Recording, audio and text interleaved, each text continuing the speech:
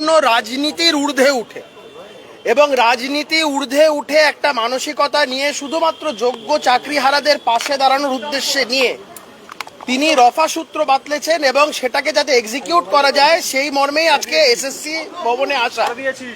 এবং এখানে এসে অভিজিৎ বাবু অত্যন্ত ভদ্র মানুষ, উনি হয়তো এই বিষয়টা নিয়ে আপনাদের সামনে বলবেন না, কিন্তু আমি আপনাদের বলছি যেভাবে একজন অনারেবল এমপি তাকে যেভাবে আচরণ করা হলো, সেক্রেটারি পর্যন্ত এলেন না, ডিপার্টমেন্টের একজন বড়বাবু কথা বলে গেলেন। আমরা এখান থেকে দাঁড়িয়ে বলছি আমরা কালকে আবার আসবো এবং থানার লোকাল থানার একজন অফিসার কমিউনিকেট করছে এসএসসির ব্যাপারে। থানার অফিসার কে কমিউনিকেট করার ব্যাপারে? লোকাল থানার অফিসার এসএসসির চেয়ারম্যানের দায়িত্ব নিয়েছেন, এটা এসএসসি চেয়ারম্যান বলুক।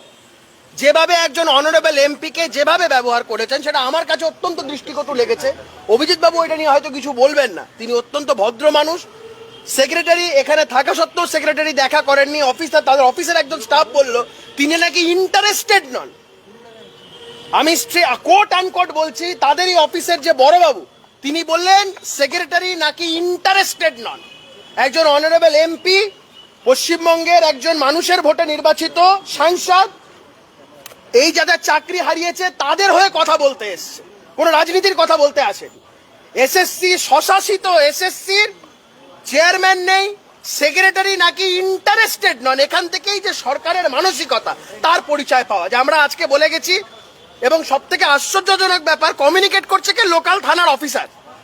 এখানেও পুলিশ তন্ত্র চলছে। তো আমরা বলছি অভিজিৎবাবু বাদবাকি কথাগুলো বলবে, কিন্তু আমরা আবার আসবো, আমরা আবার দেখা করার চেষ্টা করব, কারণ আমাদের এখানে সংঘাত করা উদ্দেশ্য নয়, আমরা একটা সমাধান সূত্র খুঁজছি। সংঘাত যখন করতে নামবো তখন এত কাউকে কোনো প্রশ্নের জবাব উত্তর কোনো কিচ্ছু দেবো না, তখন শুধু সংঘাতই করব।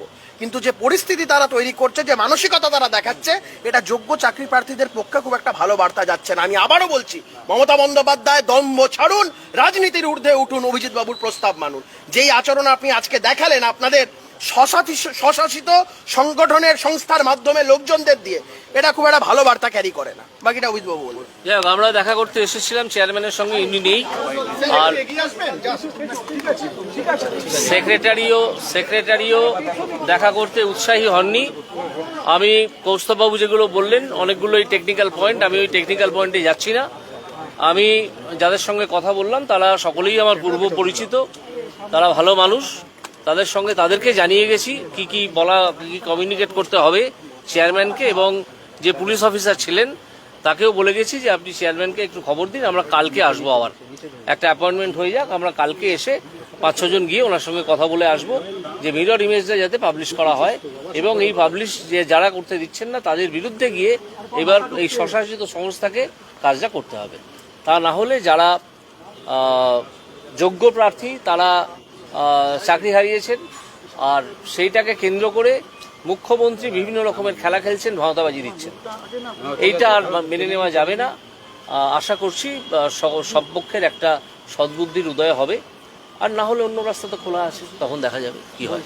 বলছি আপনি আজকে এসেছিলেন চাকরিহারাদের নিয়ে কথা বলতে, তো এখানে যে বিভিন্নভাবে যারা যারা এসে কথা বলে সব থেকে কি কোনো ইতিবাচক মনোভাব মনে হলো? না, তারা তো অত্যন্ত মধ্য শ্রেণীর কর্মী, ঠিক আছে। আমি কথা বললাম কারণ তারা আমার পূর্ব পরিচিত। আমি এখানে 11-12 বছর ল ইনচার্জ ছিলাম, ঠিক আছে। তারা সকলেই আমাকে জানেন, আমার সঙ্গে সম্পর্ক প্রত্যেকের খুব ভালো। তো আপনারা হয়তো লক্ষ্যও করেছেন যে অনেকের সঙ্গে আমি কাঁধে হাত দিয়ে কথা বলছিলাম। তো আমি তাদের বিরুদ্ধে তো নই, তাদের সঙ্গেই আমার সখ্যতা। তো আমি তাদেরকে জানিয়ে গেছি যে কি আমরা চাই। ওনাদের আচরণে ঠিক আছে, ওনারা আসতে পারেননি, চেয়ারম্যান নেই, হয়তো তিনি একটু ঘাবড়ে গেছেন যে আমরা আসছি শুনে চলে গেছেন, আর সেক্রেটারি কথা বলতে চাননি, আগ্রহী হননি, ঠিক আছে। আগ্রহী যদি না হবেন, আমরা চেয়ারম্যানের সঙ্গে কালকে আবার দেখা করার চেষ্টা করব। যদি সেটা না পারি তখন আবার পরের কথা পরে ভাববো। আজকের এই সুপারনিউমারি তদন্ত নিয়ে সুপ্রিম কোর্টের যে নির্দেশ, সেটা নিয়ে কি বলবেন? আজকে কিছু বলবো না, ওটা আমি অর্ডারটাকে দেখবো পুরোটা, তারপর যা বলার বলবো। এই যে আন্দোলনের কথা আপনি বলছিলেন, ধরুন আপনার পরামর্শ দিলেন, সবই পরামর্শ হলো, কিন্তু আলটিমেটলি আপনি বারবার যেটা বলছেন যে পথে নামতে হবে, তো চাকরিহারাদের ক্ষেত্রে এই মুহূর্তে কি বলবেন? ধরুন আপনি তো কথা বলবেন, এই মুহূর্তে বলবো চোয়াল চেপে লড়াই করার জন্য প্রস্তুত হন। চোয়াল চেপে লড়াই করার জন্য প্রস্তুত হন। লড়াই না করে একটা অধিকারও আদায় করা যায়নি আজকে পৃথিবীতে।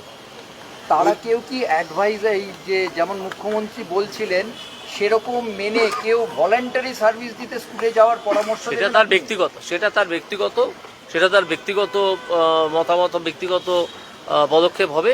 এ বিষয়ে আমি কিছু বলবো না। চাকরিহারারা সিদ্ধান্ত নিচ্ছে তো মুখ্যমন্ত্রী যেটা বলেছিলেন যে স্কুলে যান এবং স্কুলটা কন্টিনিউ করুন, ওরা করবেন না। না, সেটা সব চাকরিহারা নিয়েছে না, অনেকে করবেন। যে সংগঠন কালকে যারা গেছিলেন হ্যাঁ, যোগ্য বলে নিজেদের দাবি করছেন তারাই। না, এছাড়া আরো অনেকে তো আছেন, অল্প মানুষ তো নন। কালকে তো আর সব মানুষ যাননি। মমতা ব্যানার্জি তো নিজের লোক ঢুকিয়ে রেখে দিয়েছিলেন ওখানে, ঠিক আছে, নিজের দালাল চটি চাটা সংস্থাকে ঢুকিয়ে রেখে দিয়েছিলেন। অর্ধেক পুলিশও ছিল, সেটা কেউ কেউ জানিয়েওছেন আমাদেরকে। তো সেটা নিয়ে কথা হচ্ছে না। যারা যাবেন যাবেন, যারা যাবেন না। কিন্তু চাকরিটা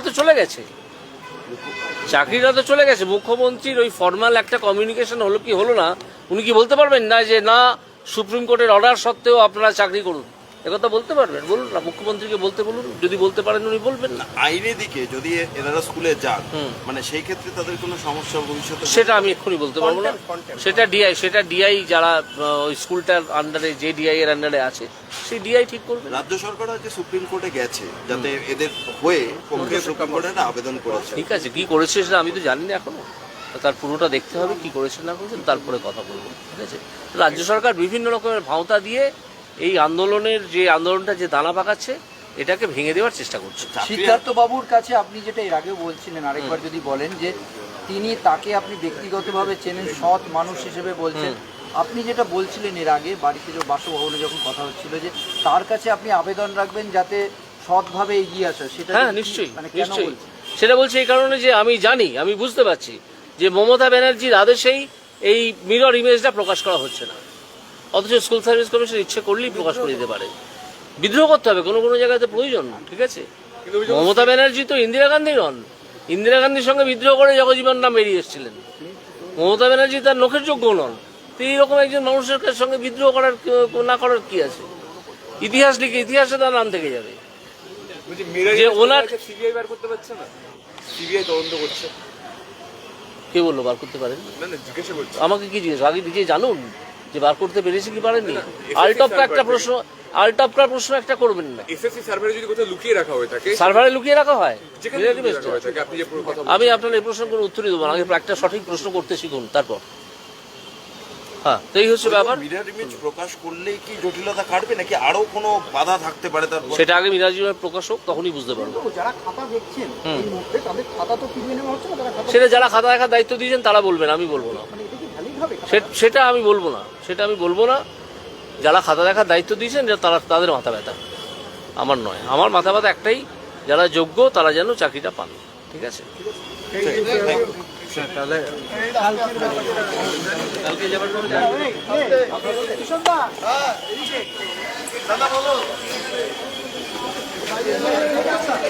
Ay, kan nilai ka rin na.